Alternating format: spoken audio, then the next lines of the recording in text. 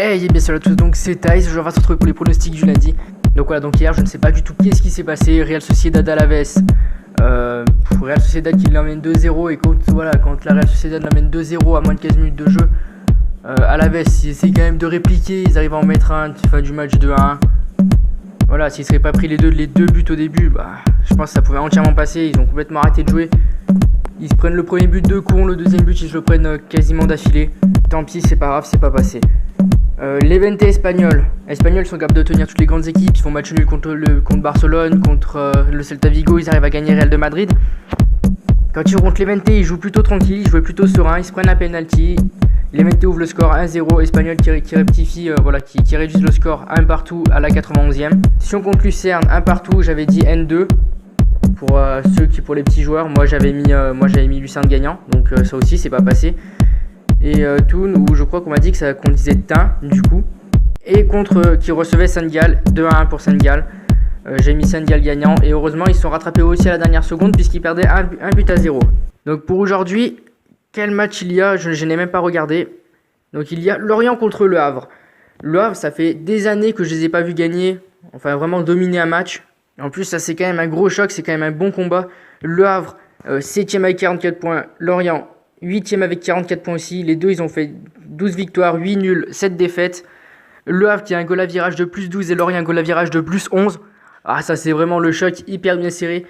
Les deux équipes sont pas top en ce moment. Le Havre, ils étaient bons en début de saison. Là, ils ont commencé un peu à se relâcher. Lorient, c'est plutôt constant. C'est des victoires, des nuls. Voilà, c'est un peu le fouillis dans leur jeu. Le Havre qui sont en pleine descente. Est-ce que là, ce soir, ils peuvent pas les remonter ? La cote de Le Havre, elle est quand même à 4,10€. C'est quelque chose, j'ai envie de la tenter parce que Le Havre, ça fait quand même un bon moment qu'ils n'ont pas procuré un bon jeu. Face à Lorient, je pense que les deux équipes sont à 44 points. Il faut que Le Havre se réveille et voilà, il faut qu'il se réveille maintenant. C'est maintenant ou jamais. La cote, elle est à 4,10€. J'ai envie de la jouer. Et comme je vous ai dit, je n'ai pas regardé les matchs qu'il y avait. Donc du coup, voilà, j'ai vu là, je mets une cote à 4,10€ et je vais jouer juste un deuxième match. J'en vois un qui me plaît bien, le Celta Vigo face à Las Palmas. Donc le Celta Vigo, bon, c'est pas top, c'est pareil que Le Havre, ils étaient bons au début de saison, là ils ont commencé un peu à se relâcher. Las Palmas, ils commencent un peu à remonter, ils tiennent Barcelone à partout. Après, au niveau du classement, Las Palmas, ils doivent gagner, ils doivent prendre quelques points. Ils vont jouer à l'extérieur, ça va jouer au Celta Vigo.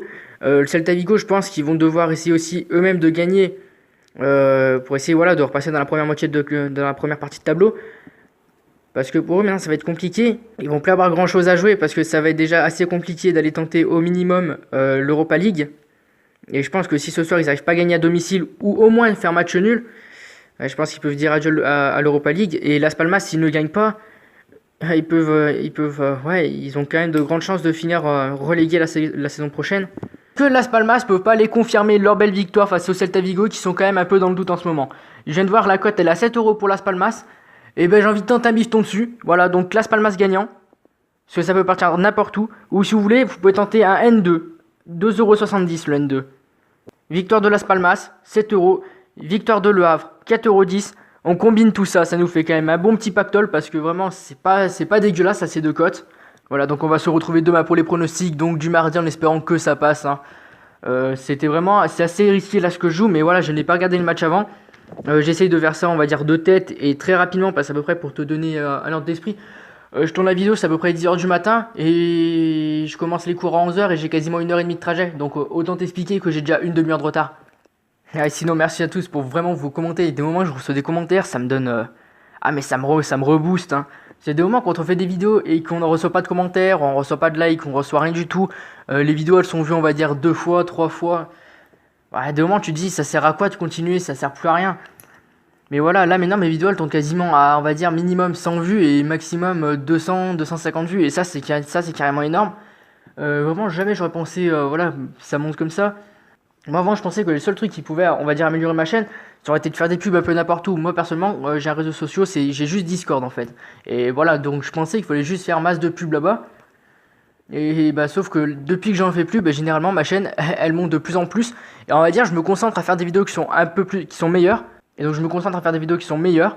Et je sais pas pourquoi ça marche un peu mieux. Enfin ça marche même beaucoup mieux. Et vraiment à cette allure là c'est énorme ce qui s'est passé. J'ai dépassé les 1100 abonnés, c'est carrément énorme, c'est un truc de malade. Moi personnellement, si ça continue comme ça, c'est carrément ouf ce que vous êtes en train de me faire. Bon allez, je vais arrêter de vous sucer les gars parce que ça va faire trop après. On se retrouve demain pour les pronos.